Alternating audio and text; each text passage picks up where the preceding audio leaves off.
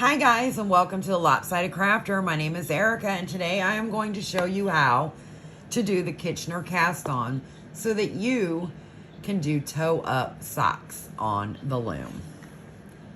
Let's get started. Hi guys, and welcome back. So in this demonstration, we will be using Perfect Pair by Loops and Threads of Michaels. This particular color is Pink Cadillac, 454 yards, 3.5 ounces, 415 meters, or 100 grams. It is a super fine fingering weight yarn. It is 70% acrylic, 23% viscose from bamboo, and 7% polyester.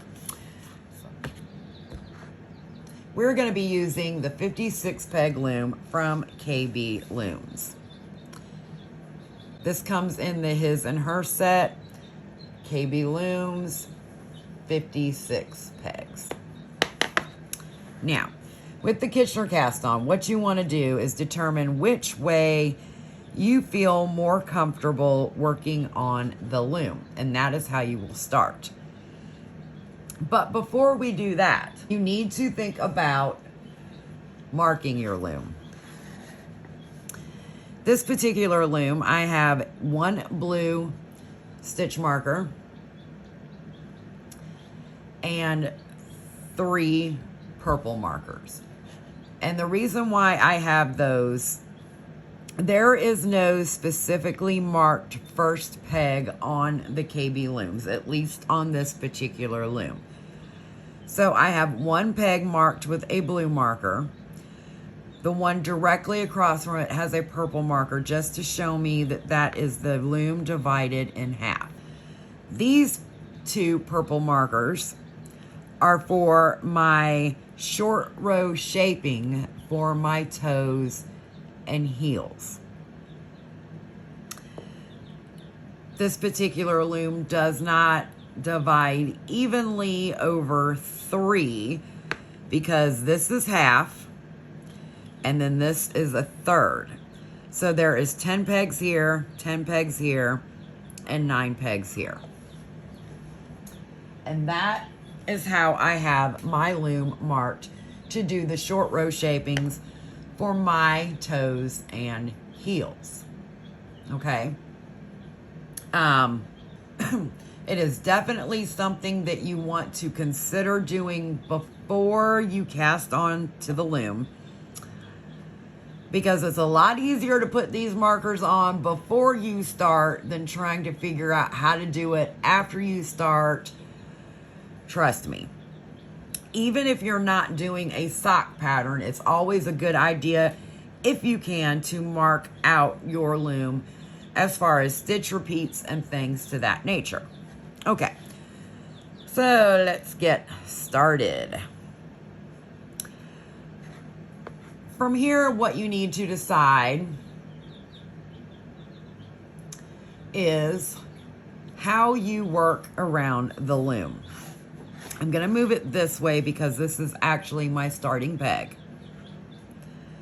Do you like to work clockwise, or do you like to work counterclockwise? That is completely a personal preference. I am ambidextrous and can work both ways, but I find it much more comfortable to do my purls working in the clockwise fashion.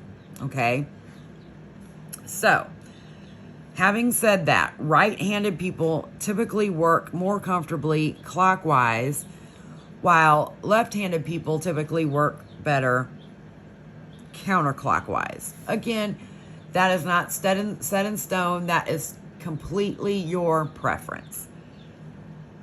So to do the Kitchner cast on, we are actually going to put our working yarn at the opposite end of our starting peg, so that way when we cast on, our yarn will be down here to start our sock, or whatever you're using the Kitchner cast on for.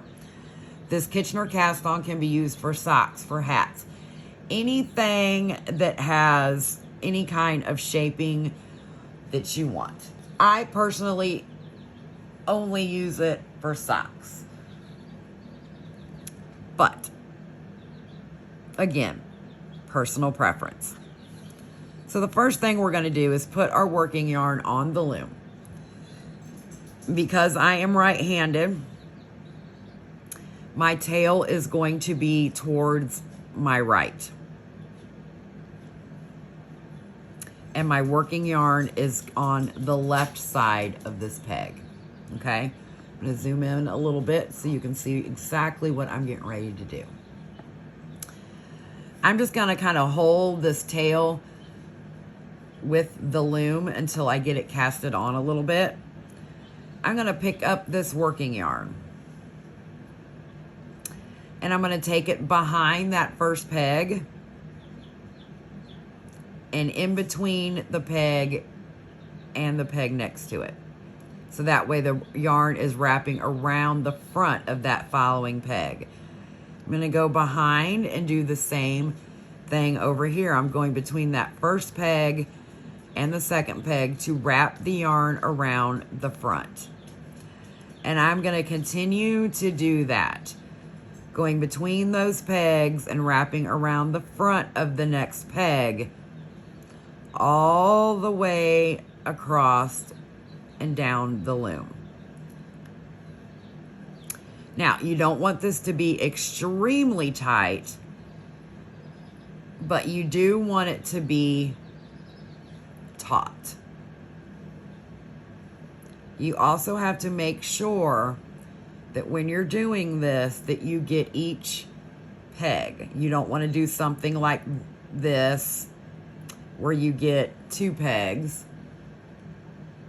You want to make sure that you're only getting 1. You also want to make sure that you're not skipping a peg, because all of this will matter when you get down to the other end of the loom, as well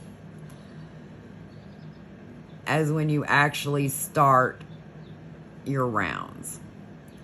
Okay, so you can let go of that tail now. Okay, so we're getting down here towards the end. You want to make sure that you get every peg. Every peg down here, because it is easy to miss one. Okay, so I'm down here. I've got this peg wrapped. I'm going behind here and I'm going to wrap this peg. So now I've got my yarn behind this peg, and I've got this peg and this peg. Neither one of those have a loop on it. So I'm going to wrap this peg. Okay, make sure that working yarn goes behind that very last peg, and then you're going to bring it around towards the front.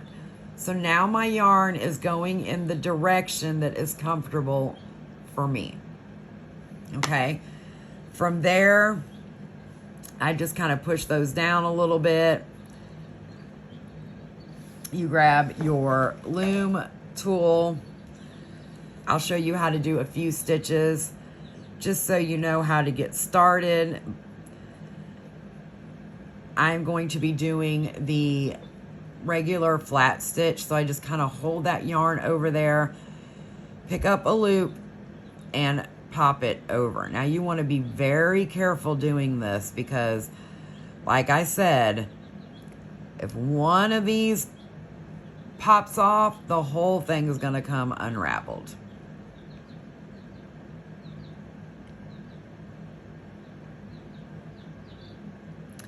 So once I get about 3 or 4 on there, then I find it easier to just do it this way. And I just kind of hold my finger back here on those loops just to kind of keep them secure. So that way they don't pop off. Okay? And you do that all the way around the loom. And when you get back to your very first marked peg, the peg right before it, when you get back to this peg right here, you have done your first round and you have done the Kitchner cast on. From there, you just can complete your sock pattern as you wish. Okay, guys, I hope you found some kind of value in this little tutorial. If you have any questions or concerns, please don't hesitate to ask below.